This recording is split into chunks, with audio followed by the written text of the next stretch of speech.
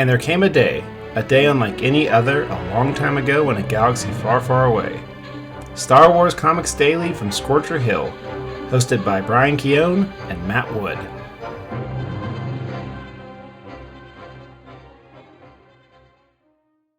From Scorcher Hill, this is Star Wars Comics Daily. I'm Matt Wood.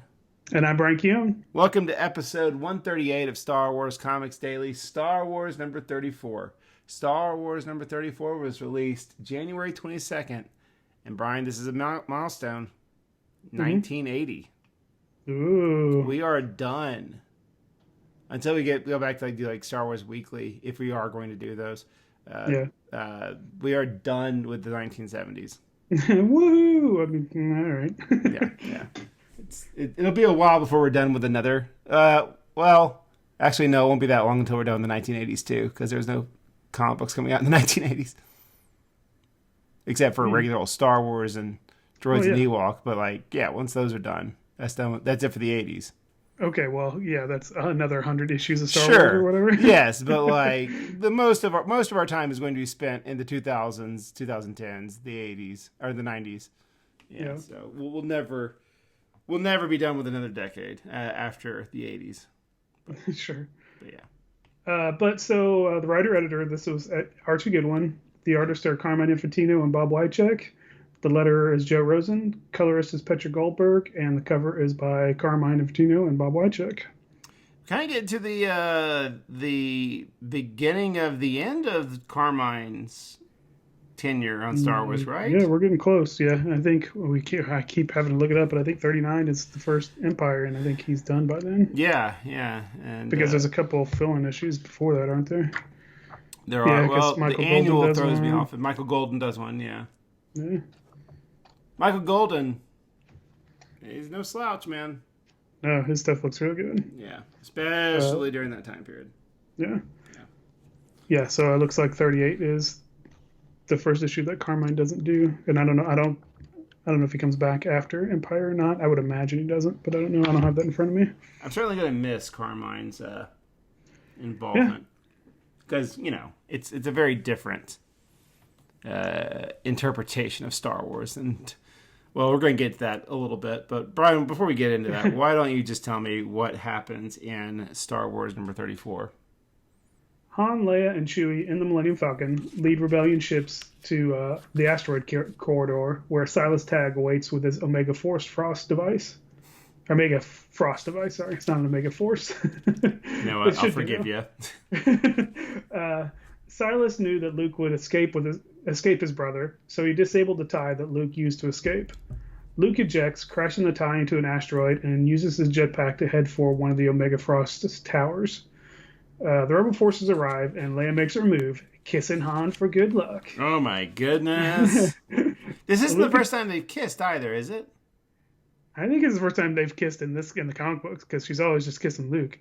Okay, but I could easily be wrong. There might have been something in there somewhere. I want to say we saw it once before too, and it's like, man, this retconned a huge. But if not, then this does. So yeah.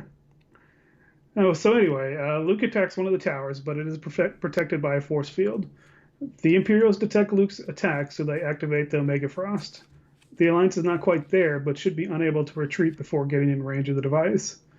Luke guesses that the force field doesn't extend under the tower and is able to destroy it, shutting down the Omega Frost.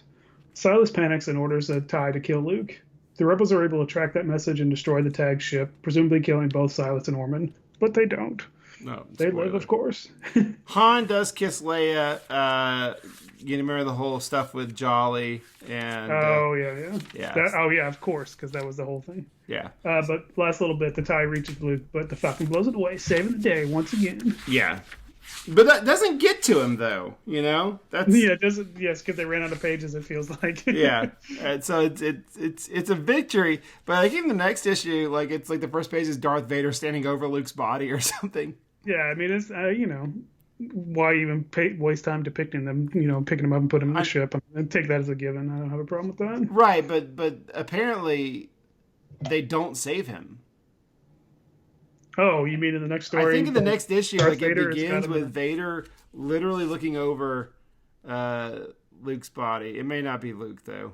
Oh, there's Okay, no it's way. not. It's Yes, not. no, that dude's obviously dead. Okay. Yeah. Uh. Boy, there's a bunch of. Okay, you're right. You're right. It is that guy is not Luke Skywalker. Okay. All right, so that's fine. They save. I thought they were gonna break the big rule and have Vader like scoop up Luke and they somehow save him, but whatever. That's not what happens. No. That would be nuts. That would be nuts. But it wouldn't be completely out of line for this comic book. I gotta throw this out here. I love the name of this comic. I love, first of all, the splash page. We don't get those that often during this time period. Yeah. And this is a cool one. Right, it's a splash page and then a double page spread. Yeah. Yeah, that's right. The splash page isn't the first page, but the double page spread. Yeah. But Thunder in the Skies is...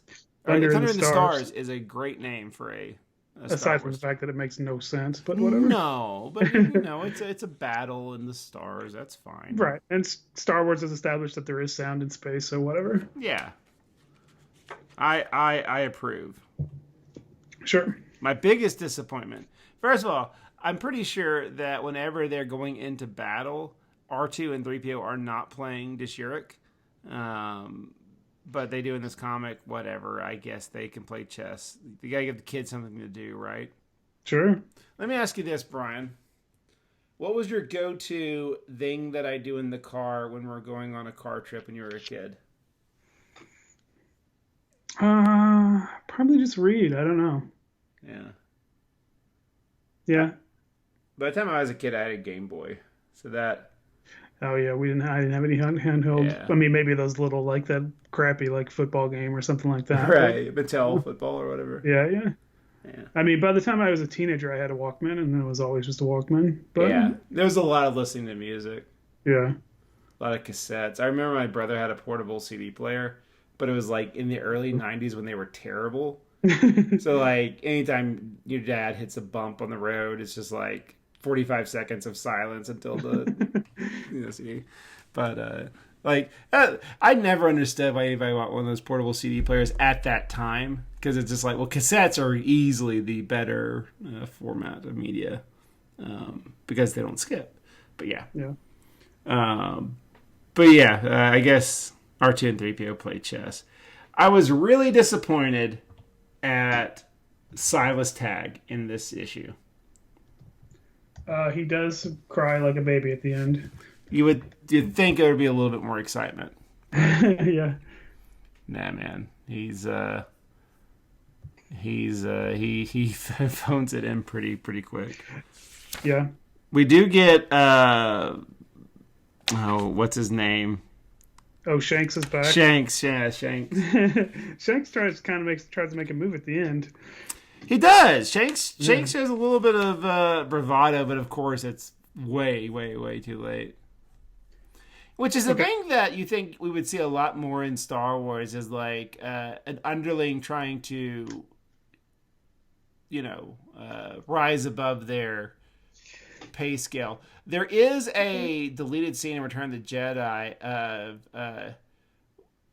his name is like Jerjororik or something like that. He's the one that the little guy that at the beginning of Return of the Jedi,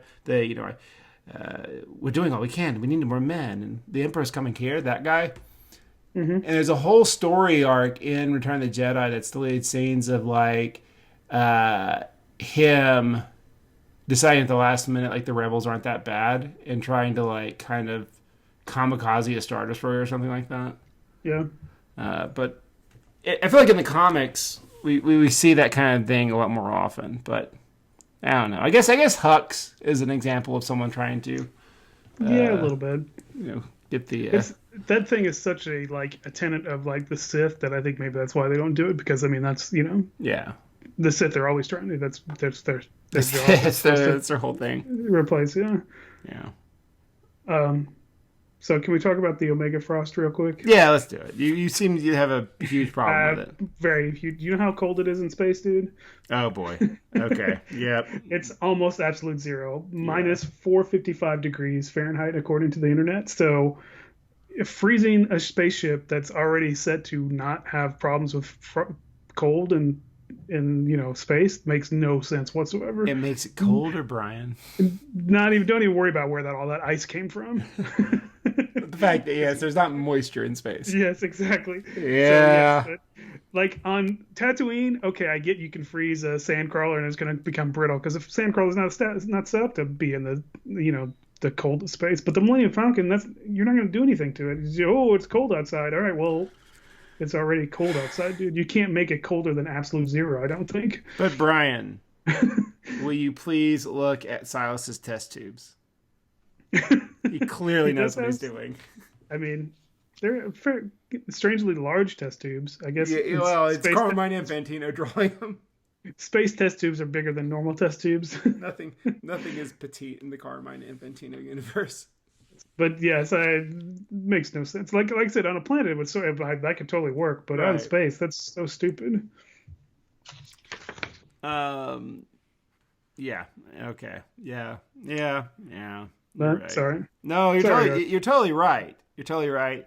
And it's one of those things that, like, this is why it's good that there's two of us, because I was just so along for the ride of like, oh no, I hope I don't get frozen in the asteroid field. Right. And then I'm like, oh yeah, that's the most obvious thing in the world. That's so dumb. And then that also may be a good argument for why you might need an editor and a writer as opposed to just one guy. That's very true. That's very true. Because again, a second voice could be like, hey, Archie, isn't it really cold out in space? That's the kind of thing that just it solidifies to me that I could never be a comic book editor. Because I would never do something like that. Yeah. But I will. I had a big problem with. Well, I mean, do we have anything to say really about this kiss between? Other than it's just like I mean, I guess that's what she does in Star Wars, so that's just what she does in the comic books every once in a while. Just kiss somebody for luck, like okay. You remember when Rachel was on the podcast with us, and she, I made the statement like I think that Leia's probably like really cold person, and she's like, no, I think Leia's very very affectionate. I think was right on the money because yes, like. How many kisses for luck have we seen? How many?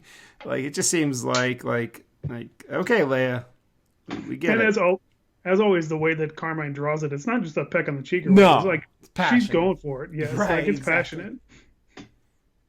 I mean, they both have their eyes closed. I mean, yeah, it's like they're definitely. If Chewie wasn't there, who knows what happened? Let me ask you this: do you think that Carmine Infantino ever saw Return of the Jedi? Probably not. Yeah, that's kind of where I'm landing. Of like, because part of me wants them to like be sitting in the theater and go, "Oops, I read that wrong."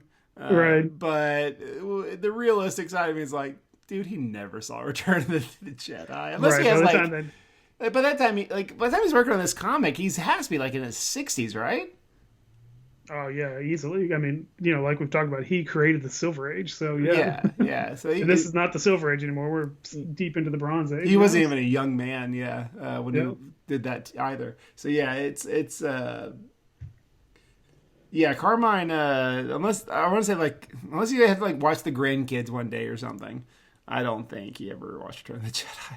Yeah, and even then, he probably was like. Did I work on something like this one time? But I mean, who knows? I mean, the little bit I know about him, he seemed like he was kind of a grouchy guy. But I mean, I don't know. Maybe he obviously loves science fiction. I mean, he was, he created Adam Strange and all that kind of stuff. So maybe he was into it. I gotta give him this, and I know it's like a traditional kind of Italian name, but I think the name Carmine Infantino is like the most cool sounding name of all time. Carmine would have definitely been in his 60s by the time he was working on this comic. He died in 2013 at the age of 87. Wow. Yeah. No, Carmine lived a long, healthy life. I've got a comic book or two signed by me. I've signed him at one show once, but it was. I would have thought it was more like in 2004 or 5 or something. So. Yeah. Living in Manhattan. Wow. Sure. I mean. It's one of those classic cases that probably he was there in like the 40s, and I mean, when in the 60s when you're doing comic books, you had to live in New York, right? And during that time, it's like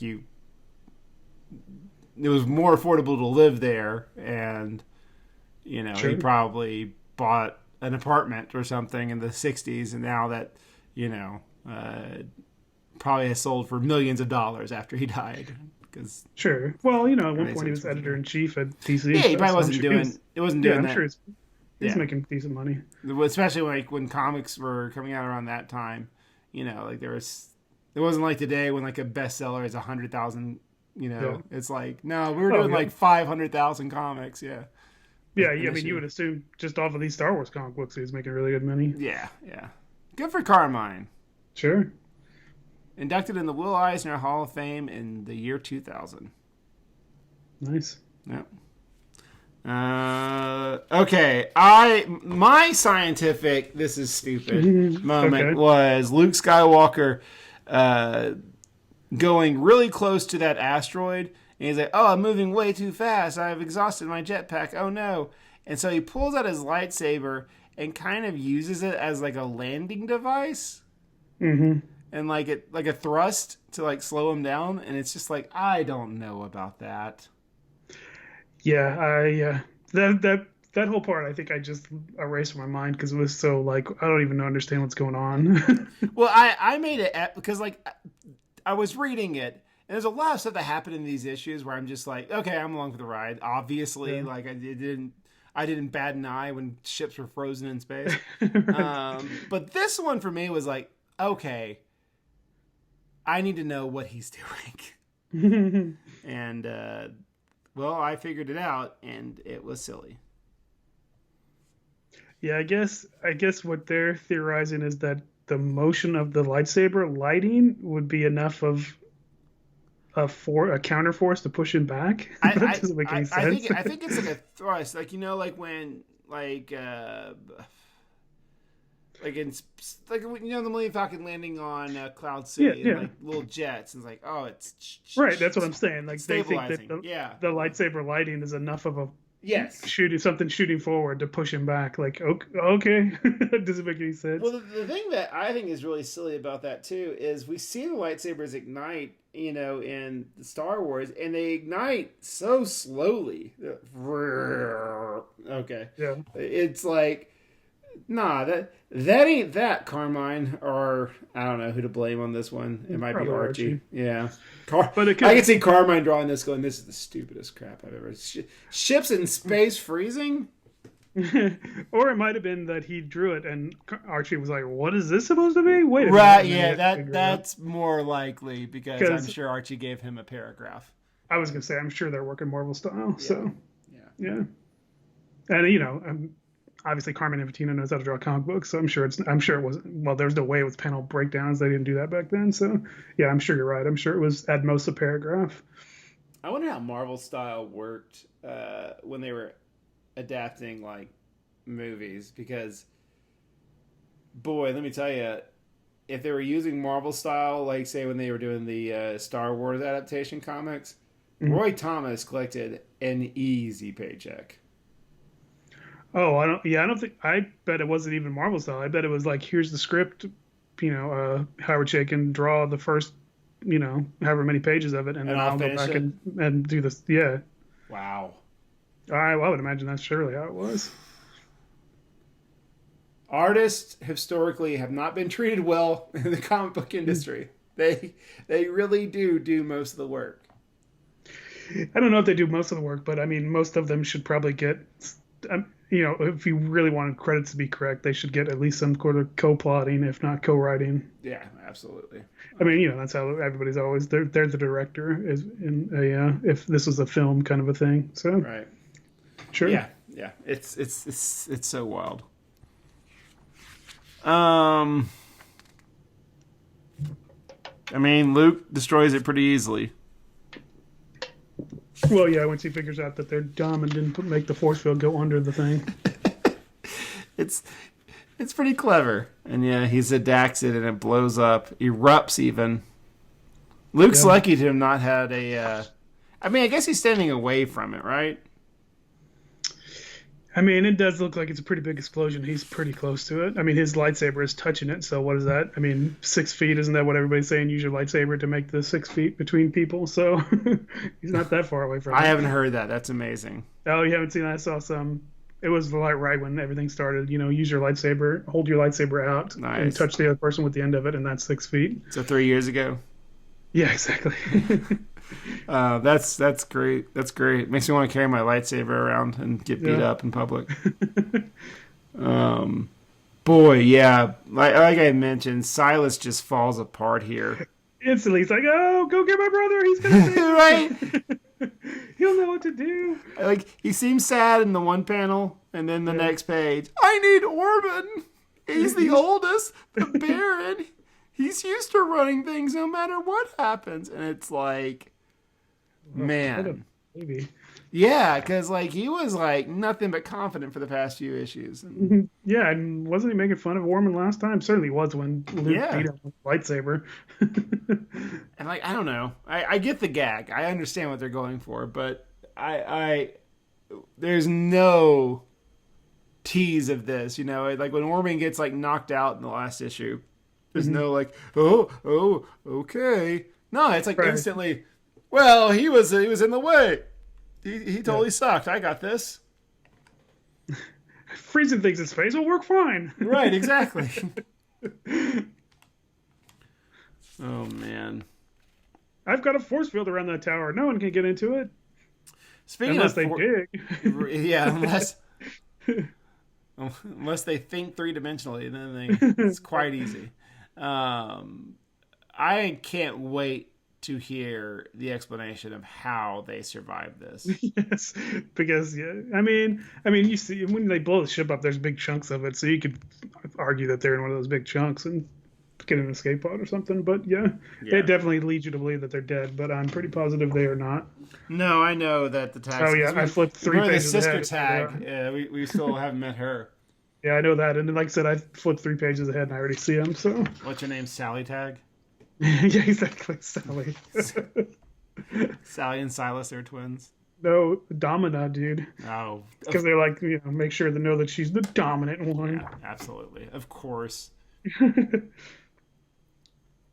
Give them credit though; they rode this tag wave pretty long. We've been dealing with tags for like 20 issues or something. The crazy thing is, we still haven't seen Cassio, the one tag that actually was in the movie. It's so weird. Yeah, Maybe they wrote him off as dead on the Death Star. I don't know. I think they have. I don't know if Cassio shows up, just because I'm not gonna pull him up because if I do, like, it'll give Right, me there's all kinds of stuff. Yeah. right. But yeah, Like we said, he's got about You 4 gotta issues of the comics establish. to show up, and then we're over with that. Probably, I would assume. Surely the tags don't come back after Empire Strikes Back, Yeah, I think they move on to other silly things. right? But no, this was a good comic. This was a fun adventure. I know we poo poo on it. I actually like the Silas being a big wimp thing. Yeah. It's a good gag. Right. But yeah, I don't know how you write off that they're not dead. But oh well. I guess we'll find out in a few weeks, because after this week it's our hiatus. That's true. Yeah. And I think when we come back, it's a Vader-centric story. I mean, he's definitely in it, but it flipped through again. Like I said, all the tags are in it again. That's where Domino shows up, and I guess, oh wow, I do actually see that Luke does seem to run into Darth Vader. Oh, yeah, you're totally right. Man, you're not supposed Although to do it's- that, guys. I mean, if it helps, they just walk away. I don't know. Maybe somehow Vader doesn't realize that that's Luke. I don't know. Vader's like, we'll get to it next. Vader doesn't realize in that 3 that's weeks. Luke. He's got a lightsaber. I don't know, man. We'll have to read. I mean, we'll get to it. Vader's like, I'll see you when the Empire strikes back. What? Great. All right, that's going to wrap it up for today's issue, unless you got anything else. Nope. Cool. Join us tomorrow as we look at Rogue Squadron number 4. But that's tomorrow's episode from Star Wars Comics Daily. I'm Matt Wood. And I'm Brian Keown. And until tomorrow, may the Force be with you.